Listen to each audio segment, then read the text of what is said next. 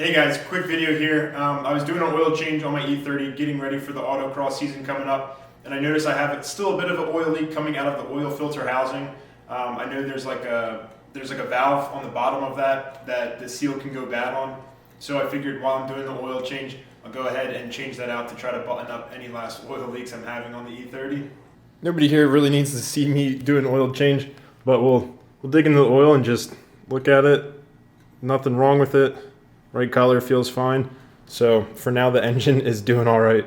So the couple pieces I have for this job are the seal that goes on the bottom, which has an O-ring on it, and then of course a new C-clip to lock it into place. And I also have an O-ring that's going to be for the oil filter housing to the engine block. I can't remember how it is with the stock headers, but with these BAV Auto ones in here, it is an absolute pain getting to the oil filter. It is easiest to go from the underside of the car to get this off. Look at that, just one little drip. Normally I drop this in my bucket of oil and it splashes everywhere. Might be a little hard to see in there, but there is just one big bolt that's 17 mils holding it on. I broke it loose, it wasn't too tight. You can at least hear it, you might not be able to see it, but it is loose in there. Again, this might be something that's easier to get at from the bottom side of the car, so I'm just going to jack up this side, slide under there, and finish getting this bolt off and getting the new O-ring against the block and the oil filter housing.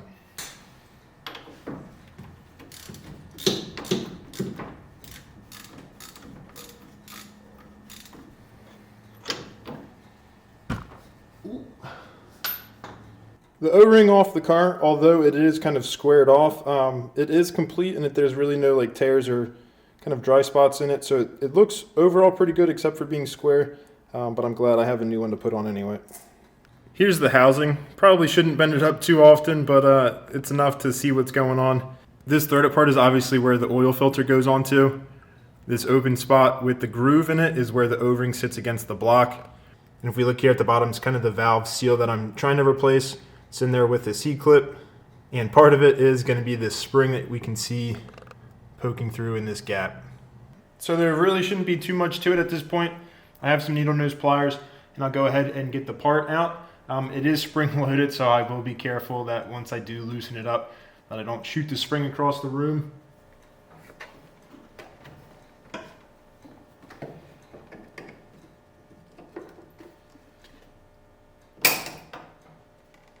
Okay, thought this, there it goes.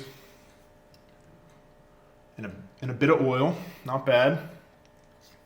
Got it out. So we got the old piece here.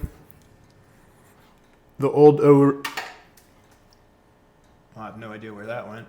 The old O-ring that I just dropped, a new one came with the kit. and then the spring, which will get reused.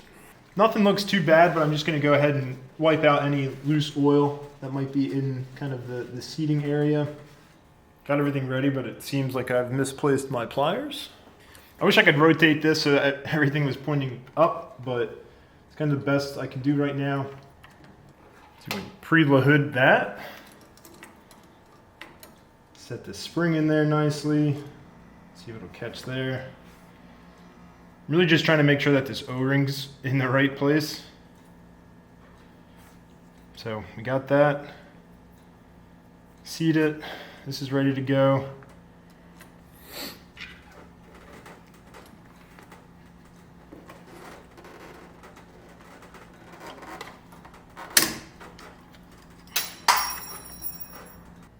For something that's conceptually easy, just put it back together. It was surprisingly difficult to get it in there. Obviously I had my pliers for the circlip, and then I had a screwdriver that I also used to kind of push in the other half. So I was able to use the pliers to like put pressure at one point, but then the backside was poking out. So holding it there, switching hands, getting the screwdriver, and then pushing in the other half, got it into place. And of course, it looks like I was kind of bracing it against the radiator, so everything's fine there, but got that back together, and we'll go ahead and get the O-ring on the block side and get this installed back together.